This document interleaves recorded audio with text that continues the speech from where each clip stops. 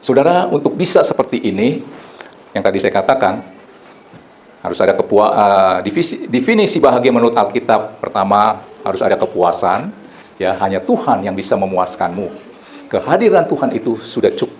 Saudara akan berkata cukup. Ya. Terus apa? Harapan. Harapan saudara nggak di sini, tapi sesudah saudara meninggalkan dunia ini. Ketiga, ada tujuan hidup. Saudara diciptakan segambar dan serupa. Artinya saudara adalah alat kemuliaan Tuhan. Saudara diciptakan untuk bisa memuliakan Tuhan.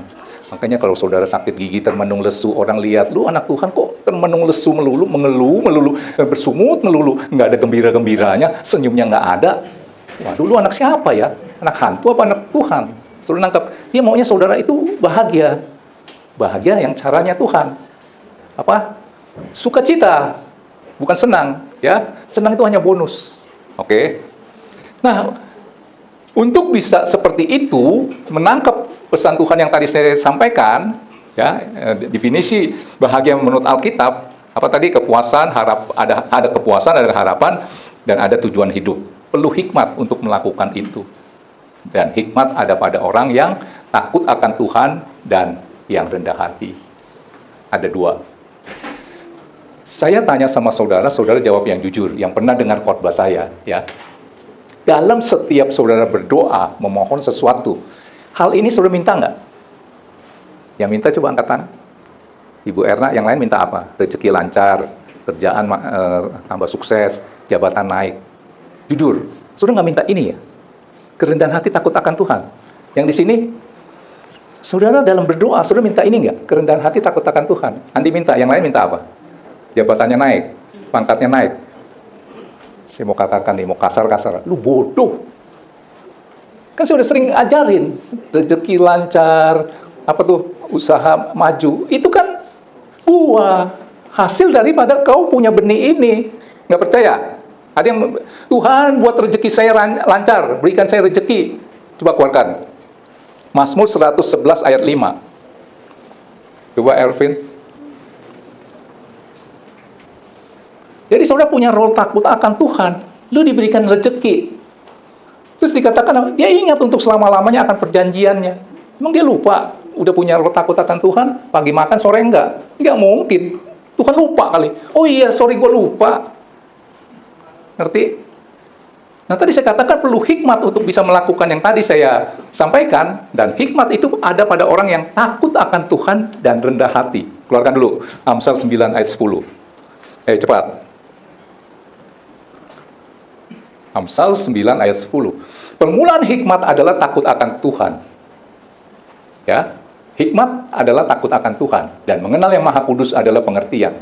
Hikmat ada pada orang yang takut akan Tuhan dan rendah hati. Coba keluarkan Amsal 11 ayat 2. Lihat. Kerendahan hati lawannya apa? Keangkuhan ya, kesombongan. Jika keangkuhan tiba-tiba juga cemooh. Perendahan, merendahkan, saudara akan direndahkan. Tetapi hikmat ada pada orang yang rendah hati.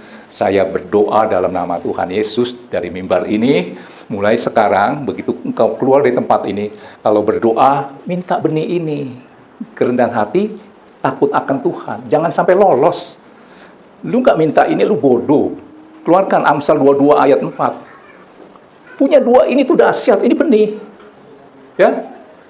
Ganjaran kerendahan hati, takut akan Tuhan adalah kemiskinan, penghinaan, kematian. Kagak kan? Punya dua hal ini saudara mempunyai apa? Diganjar dengan kekayaan, kehormatan dan kehidupan. Udah lihat sesuatu yang begitu menggiurkan, masih nggak mau minta seperti itu. Apa bukan bodoh ya? Lebih dari bodoh apa ya? Apa? Lebih lagi? Lebih lagi yang Pak Haryanto bilang.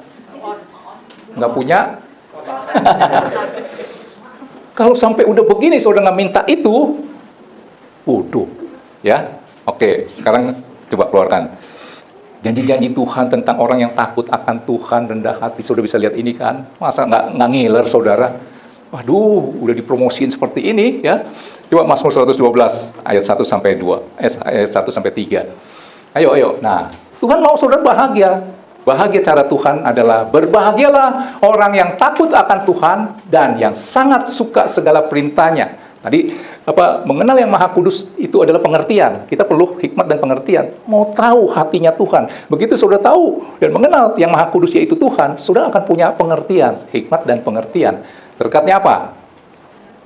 Sebentar, ayat 1-nya. Takut akan Tuhan dan sangat suka, pengen tahu pribadinya Tuhan, sangat suka segala perintahnya. Berkatnya, ini mah udah bosen dah saya sampaikan. Next, ayat 2. Anak cucunya akan perkasa di bumi, angkatan orang benar akan diberkati. Stop dulu. Bapak-bapak, lu nyari duit, ya kerja, pontang-panting. Untuk apa sih sebenarnya? Jawabannya klise apa? Buat apa? Anak, ya. Ngomong anaknya susah banget. Kerja setengah mati, pulang sampai jam 12 malam. Jawabannya apa? Ya, buat anak. Ya, anak istri gitu ya. Anak. Tuhan tahu nggak? Lu kerja pontang-panting siang malam, nyari sejumlah uang untuk empanin anak. Dia tahu. Makanya firman ini berkata apa? Anak cucunya akan perkasa di bumi. Disekolahin kan? Bayar sekolah. Ada satu hari saya tanya, kok nggak mau beli ini? Enggak. Ih, bagus nih kesempatan. Saya lagi kumpulin uang buat anak saya sekolah. Itu supaya apa? Anaknya perkasa. Sekolah ke luar negeri. Ya saya suruh, saya jujur aja, tempat saya kan dia kontrak, saya bilang, udah bayarin dah, gue lagi banyak keperluan, nggak bisa dah. Saya pikir keperluan buat apa? Ngumpulin buat anaknya sekolah ke luar negeri, supaya anaknya perkasa di bumi. Anak cucunya akan perkasa di bumi, angkatan orang benar akan diberkati. Setelah sekolah kan nanti kerjanya jadi direktur, diberkati. Masih belum ngiler, saudara. Minta 2 hal ini supaya penuh hikmat. Ayat 3-nya. Harta dan kekayaan, ini saya katakan bonus, ada di dalam rumahnya. Punya roh takut akan Tuhan, hartamu tidak membuatmu jadi cerat. Evan diberkati dahsyat luar biasa, punya mobil Mercy, kalau dia kawin lagi buat apa? Betul nggak? Ya amit-amit. Tapi kalau nggak ada roh takut akan Tuhan, saudara harus hati-hati loh. Berkat itu, harta dan kekayaan bisa jadi cerat. Dulu waktu miskin setia banget sama istrinya. Sepiring makan berdua. Setia. Begitu udah banyak uang, punya yang baru. Sehingga firman-Nya berkata apa? Harta dan kekayaan ada di dalam rumahnya, kebajikan. Komplit nggak tuh? Kebajikan apa? Kebaikan. Kan ada roh takut akan Tuhan. Kebajikannya tetap untuk selama-lamanya. Belum tergiur. Kalau saudara ntar malam berdoa nggak minta yang ini, waduh, saudara kelewatan dah. Apa? Kerendahan hati, takut akan Tuhan. Tapi saya mau kasih peringatan dulu nih. Begitu saudara minta kerendahan hati, jawaban Tuhan itu secepat kilat. Minta hari ini juga saudara dapat. Tiba-tiba saudara direndahkan. Tiba-tiba saudara dibuangin ludam. Mungkin. Kalau saudara digituin, dihina, ingat, oh ini doa saya yang Tuhan sudah jawab. Jadi kalau saudara ingat itu, begitu ada yang merendahkan saudara, oh saudara ingat, oh haleluya, puji Tuhan, Tuhan sudah menjawab doa saya. Yang ngeludahin saudara, yang menghina saudara, dia bingung. Lu kerasukan apa? Kerasukan Roh Kudus. Saudara nangkep ini enggak? Ya, minta ini, tapi Tuhan langsung jawab, secepat kilat. Jadi kesimpulannya adalah, kalau kita berdoa, doakan hatimu, supaya hatimu yang menentukan keadaan. Jangan berdoa untuk keadaan. Ya boleh-boleh aja kita berdoa supaya keadaan yang berubah. Kalau keadaannya nggak berubah, apa yang berubah? Karena doa akan mengubah segala-galanya. Ketika keadaan tidak berubah, hatimu yang berubah. Dan hatimu yang akan menentukan keadaan. Kalau saudara berdoa untuk keadaan yang berubah, keadaan yang menentukan hatimu.